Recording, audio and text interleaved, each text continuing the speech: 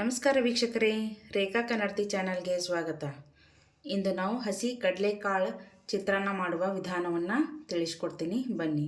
ಇದನ್ನು ಲಂಚ್ ಬಾಕ್ಸ್ಗೆ, ಟಿಫಿನ್ ಬಾಕ್ಸ್ಗೆ, ಹಾಗೆ ಬೆಳಗಿನ ಉಪಹಾರಕ್ಕೂ ಕೂಡ ಈಸಿಯಾಗಿ ಒಂದು 10 ನಿಮಿಷದಲ್ಲಿ ಮಾಡ್ಕೋಬೋದು. ಯಾವ ರೀತಿಯಾಗಿ ಮಾಡೋದು ಅಂತ ನಾನು ನಿಮಗೆ ಈ ಒಂದು ವಿಡಿಯೋದಲ್ಲಿ ತೋರಿಸ್ಕೊಡ್ತೀನಿ. ಬನ್ನಿ. ನಾನು 1 ಕಪ್ ಆಗುವಷ್ಟು ರೈಸನ್ನು ತೆಗೆದುಕೊಂಡಿದ್ದೀನಿ. ನಾನಿಲ್ಲಿ ಜೀರಾ ರೈಸನ್ನು ತೆಗೆದುಕೊಂಡಿದ್ದೇನೆ. ಇದನ್ನು 2 ಸತಿ ವಾಶ್ ಮಾಡಿ ತೊಗೊಂಬರ್ತೀನಿ.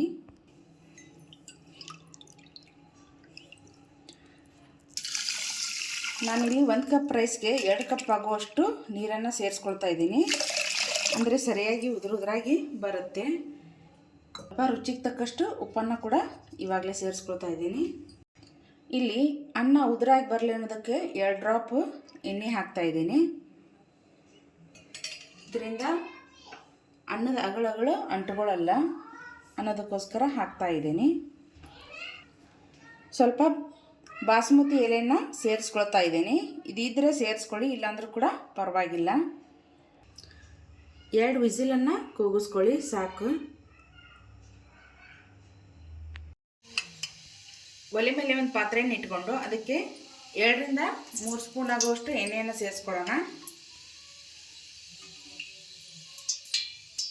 ಸ್ವಲ್ಪ ಸಾಸಿವೆಯನ್ನು ಹಾಕ್ಕೊಳ್ಳೋಣ. ಎಣ್ಣೆ ಕಾಯ್ತಿದ್ದಾಗೆ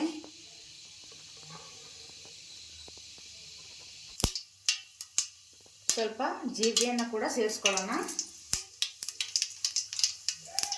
ಒಂದು ಅರ್ಧ ಬಟ್ಲಾಗುವಷ್ಟು ಹಸಿ ಕಡಲೆ ಕಾಳುಗಳನ್ನು ಸೇರಿಸ್ಕೊಳ್ಳೋಣ. ಇವನ್ನೆಲ್ಲ ಹಸಿ ವಾಸನೆ ಹೋಗೋವರೆಗೂ ಹುರ್ಕೊಳ್ಳೋಣ. ನೋಡಿ, ಹಸಿ ವಾಸನೆ ಹೋಗಿ ಕಲರ್ ಚೇಂಜ್ ಆದ ತಕ್ಷಣ ಸ್ವಲ್ಪ ಕರಿಬೇವನ್ನು ಸೇರಿಸ್ಕೊಳ್ಳೋಣ. ಹಾಗೆ ಕಟ್ ಮಾಡಿರುವಂತಹ ಈರುಳ್ಳಿ ಹಾಗೆ ಮೆಣಸಿನಕಾಯಿಗಳನ್ನು ಸೇರಿಸ್ಕೊಳ್ಳೋಣ.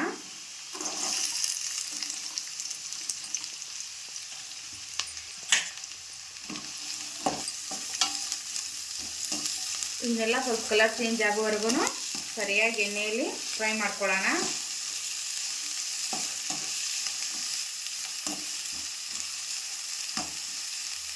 ಇದನ್ನು ಬೆಳಗಿನ ಟಿಫನ್ನಿಗೆ, ಲಂಚ್ ಬಾಕ್ಸ್ಗೆ, ಹಾಗೆ ಊಟಕ್ಕೂ ಕೂಡ ಮಾಡ್ಕೋಬೋದು. ತುಂಬ ಟೇಸ್ಟಿಯಾಗಿರುತ್ತೆ, ಹಾಗೆ ಹೆಲ್ದಿಯಾಗಿ ಕೂಡ ಇರುತ್ತೆ. ತುಂಬ ಈಸಿಯಾಗಿ ಕೂಡ ಮಾಡ್ಕೋಬೋದು. ರೈಸ್ ಒಂದಿದ್ದರೆ ಒಂದು 10-15 ನಿಮಿಷದಲ್ಲಿ ಪ್ರಿಪೇರ್ ಮಾಡಿಬಿಡ್ಬೋದು. ಇದು ಸೀಸನ್ ವೈಸ್ ಫುಡ್ ಆಗಿರೋದ್ರಿಂದ ಎಲ್ಲರೂ ಟ್ರೈ ಮಾಡಿರಿ ಒಂದ್ಸತಿ. ತುಂಬ ಚೆನ್ನಾಗಿರುತ್ತೆ. ಇವಾಗ ಚಳಿಗಾಲದಲ್ಲಿ ಮಾತ್ರ ಈ ಹಸಿ ಕಡಲೆ ಸಿಗುತ್ತೆ. ಮಿಕ್ಕಿದ ಟೈಮ್ದಲ್ಲಿ ಸಿಗಲ್ಲ, ಮಾರ್ಕೆಟಲ್ಲಿ ಕೂಡ ಸಿಗಲ್ಲ ಫ್ರೋಝನ್ ಆಗಿ. ಇವಾಗಲೇ ನಾವು ಇರುವಾಗ ಬಳಸ್ಕೊಂಡ್ಬಿಡೋಣ. ಇವಾಗ ಸ್ವಲ್ಪ ಅರಿಶಿಣವನ್ನು ಸೇರಿಸ್ಕೊಳ್ಳೋಣ.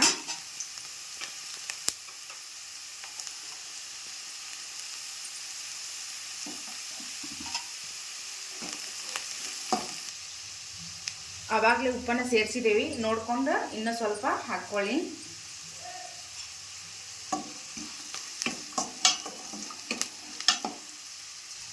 ಒಂದು ಸ್ವಲ್ಪ ಶುಗರನ್ನು ಸೇರಿಸ್ಕೊಳ್ಳೋಣ. ಇದು ಆಪ್ಷನಲ್, ನೀವು ಬೇಕಿದ್ರೆ ಸೇರಿಸ್ಕೊಳ್ಳಿ. ನಾವು ಸ್ವಲ್ಪ ಸ್ವೀಟ್ ತಿಂತೇವೆ ಅನ್ನೋದಕ್ಕೋಸ್ಕರ ನಾವಿಲ್ಲಿ ಹಾಕಿರ್ತೀವಿ. ಇವಾಗ ಗ್ಯಾಸ್ ಆಫ್ ಮಾಡಿ ರೈಸನ್ನು ಮಿಕ್ಸ್ ಮಾಡ್ಕೊಳ್ಳೋಣ.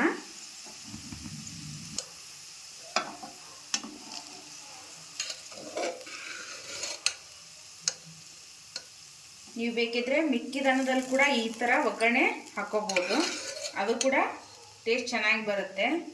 ರೈಸ್ ಇರಲಿಲ್ಲ ಅನ್ನೋದಕ್ಕೋಸ್ಕರ ನಾನಿಲ್ಲಿ ಬಿಸಿ ರೈಸನ್ನು ಮಾಡಿಕೊಂಡು ಸೇರಿಸ್ಕೊಳ್ತಾ ಇದ್ದೀನಿ.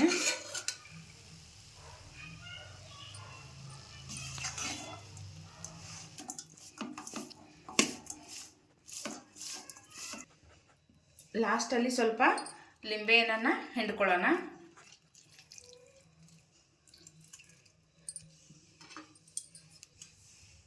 ಲಾಸ್ಟಲ್ಲಿ ಕೊತ್ತಂಬರಿ ಸೊಪ್ಪನ್ನು ಉದುರಿಸ್ಬಿಟ್ರೆ ರೈಸ್ ರೆಡಿ ಆಯಿತು. ತುಂಬ ಚೆನ್ನಾಗಿ ಆಗುತ್ತೆ ಈ ಥರ ರೈಸ್ ಮಾಡಿಕೊಂಡ್ರೆ.